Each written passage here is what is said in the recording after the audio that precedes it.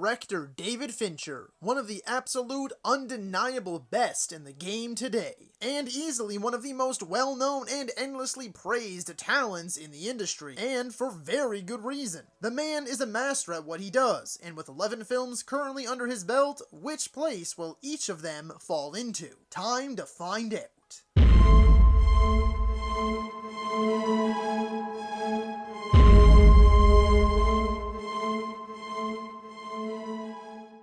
Hello ladies and gentlemen, and movie lovers of all kind, and welcome back to the channel.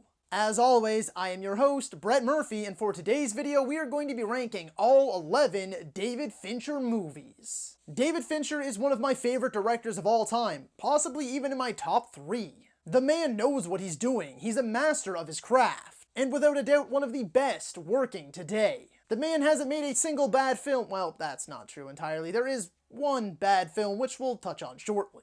Regardless though, many directors haven't been fortunate enough to have such a prestigious career like him. And before we get into the real content of the video, I just wanted to remind you all that if you enjoy ranking videos, I have an entire playlist dedicated to all of my ranking videos. So feel free to check it out and you might find something that you like. And of course, let me know what ranking you'd like to see next. So without further ado, let's hop right into things. Number 11.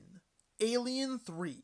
Look, if you didn't know that this was obvious from the moment you clicked on the video, then I just don't know what to tell you. If you're a fan of this movie, that's great. Awesome, good for you. But if you want to know my full thoughts on it, I did an Alien franchise ranking video a little while back that I do recommend. However, to summarize, I'm not a fan. I find it to be boring, drab, lifeless, soulless, and just on the cusp of the bare minimum of enjoyment. It's watchable if you're a diehard of the franchise like myself, but it's by far Fincher's worst. I mean, the man has publicly disowned the film on numerous occasions, so that right there should pretty much tell you all you need to know.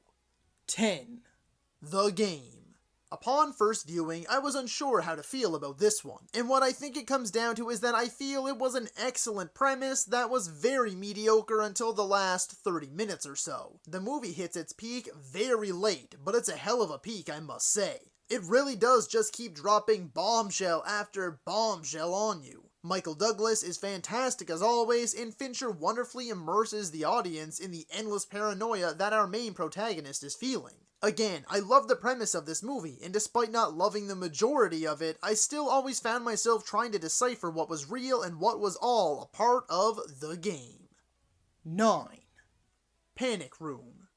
I think this movie is fantastic, as a one-time watch. Don't get me wrong, it's still an excellent movie. The majority of the cast are superb, and the intense game of cat and mouse, well, I guess that's what you could call it, is expertly crafted as you experience each claustrophobic nail-biting sequence after the next. Forrest Whitaker plays the sympathetic bad guy very well. Leto hams it up, but in a good way. Meanwhile, Foster and Stewart work their magic together as the mother-daughter duo in a fight for their lives. Not as much of a big fan of Dwight Yoakam as Raoul, though.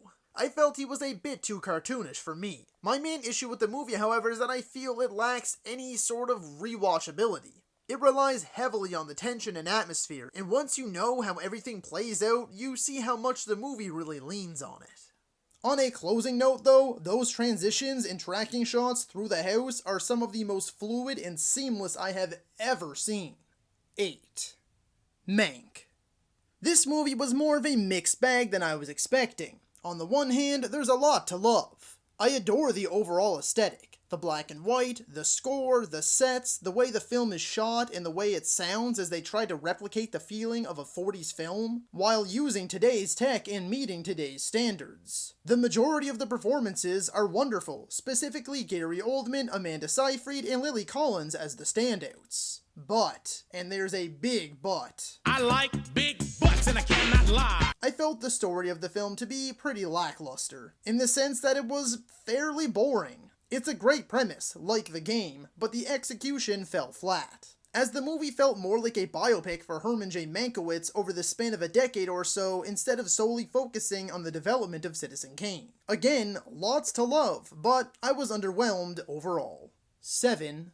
The Curious Case of Benjamin Button. An exceptional love story. I feel that there is a big misconception about this movie, for those who haven't seen it at least. Because it's the same boat I was in. I always thought the main focus was just on how Benjamin lives his life while essentially aging backwards. And while this is a major focus and an extraordinary journey all on its own, at the heart of this film is the romance between Brad Pitt's Benjamin and Cate Blanchett's Daisy. It's a beautiful and elegant tale with a perplexing twist. It takes you all around the world and through every emotion you can possibly think of. It's a Fincher film that really doesn't feel like a Fincher film, and that's part of the reason why I love it. It caught me by surprise and utterly captivated me from its opening moments to its closing credits.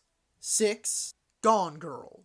Not sure if you'd consider this being solo as a hot take or not, but here it is. I know for sure that I like this movie a lot less than the vast majority, and that's fine. I still really do enjoy it, of course. I mean, just think about all of the praise I gave the majority of the films that came before this spot. I'll start with this. The movie is overall exceptional. A meticulously crafted mystery thriller that will constantly keep you guessing while at the edge of your seat. It'll shock you, it'll anger you, and it will leave you speechless. I'd also like to note that Rosamund Pike was undeniably robbed of her Oscar by the Academy, and I truthfully think that Affleck at least deserved a nom. And it's absolutely foolish that Fincher wasn't nominated for directing. All of this completely baffles me. Nevertheless, the reason it is here is because I adore the first half. 10 out of 10, no question. But, without spoilers, when we hit the second half, I found it lost me a little. Probably taking it down to like a 6 or 7.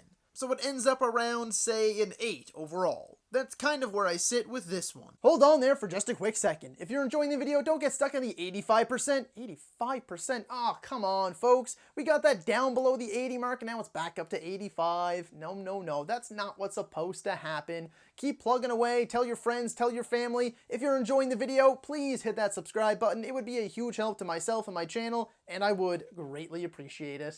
And while you're at it, don't forget to ring that little bell icon, that way you can be notified about all of my latest uploads. And now, back to the video. 5.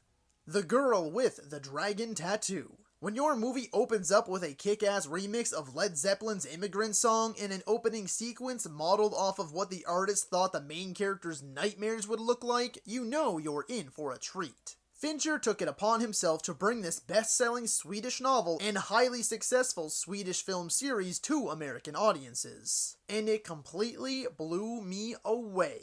The central mystery is one of my favorites ever put to film. It sunk its hooks in and had me completely captivated from the moment it kicked off. Fun fact too, did you know that the studio originally wanted Natalie Portman for the lead role of Lisbeth Salander? She declined, then they considered Scarlett Johansson, but Fincher thought she would be too sexy, and then they considered Jennifer Lawrence, but thought she was too tall before they finally landed on Rooney Mara. And it's a damn good thing they did because she completely disappeared into this role. She's magnificent. She really is. One of my favorite performances of the last decade. She's immaculate, a career highlight performance, and it's unlike anything else she's ever done. Daniel Craig, Stellan Skarsgård, and Christopher Plummer are all exceptional as well. My only issue is the ending. I feel they could have shaved about 20 minutes or so off, and I feel this might have contributed to the film's box office haul being considered a failure. The sad part is we were supposed to get the full trilogy from Fincher and co. And because this film did not reach Sony's expectations, that is never going to happen. 4. Fight Club. I'm sorry, I can't talk about this entry. Just joking. Come on, this one's a classic. I'll admit, I don't think it deserves the number 11 spot on IMDb's all-time list. It's a marvelous film, don't misinterpret what I'm getting at. I just don't think it's that good. Almost every aspect of it is flawless. Pitt, Norton, the narration, the direction, the violence, the mind-melting iconic twist. This movie really came out of nowhere. From the typical macho man masculine dude bro movie to a hypnotic, surreal, psychoanalytical brainbuster. My only issue lies with the ending. I think it's just a bit much and goes a touch too overboard for its own good, whichever way you want to interpret it. 3. Zodiac. I know, like a lot of Fincher's films, the runtime can be a bit much. Almost overwhelming to some. But please do not let this one's runtime deter you. It's an unforgettable mystery thriller masterpiece. Yup, I said it. Masterpiece. This movie has it all, from top-notch performances from Gyllenhaal, Ruffalo, Downey Jr., and Savini, to masterful suspense from Fincher, a wonderfully recreated 1960s San Francisco, and a true, real-life, bone-chilling mystery for the ages that has yet to be solved to this very day. I truthfully cannot say enough good things about this exquisite piece of cinematic art. Number 2, Seven. This is one of those movies that, despite knowing who the mystery bad guy is and what actually is in the box, What's in the box? it doesn't take away from its instant classic and endlessly rewatchable status.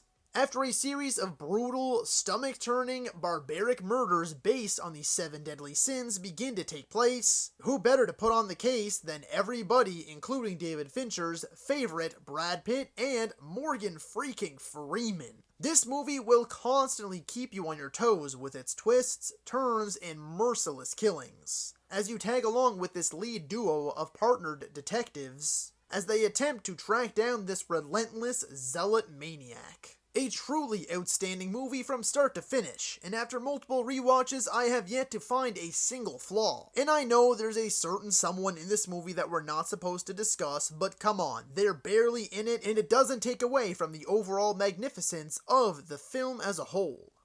And coming in at number 1 on today's list is The Social Network.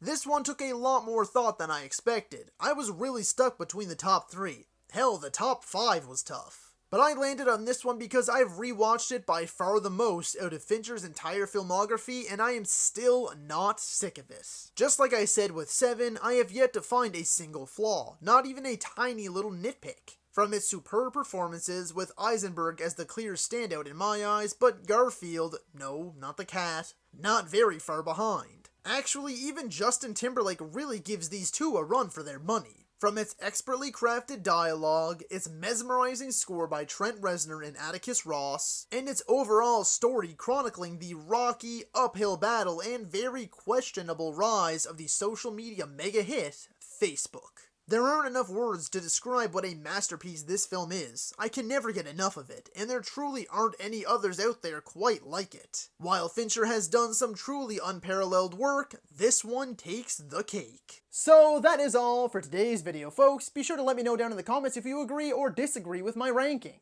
And feel free to let me know what you'd like to see for my next ranking video. If you enjoyed that video, be sure to hit that thumbs up button, and if you'd like to see more content, consider subscribing to my channel and ringing that little bell icon. That way you can be notified about all of my latest uploads. And as always, stay safe, thank you so much for watching, and that's a wrap. Hey you, yeah you, if you made it this far, just know I appreciate you, and while you're here, consider hitting that subscribe button.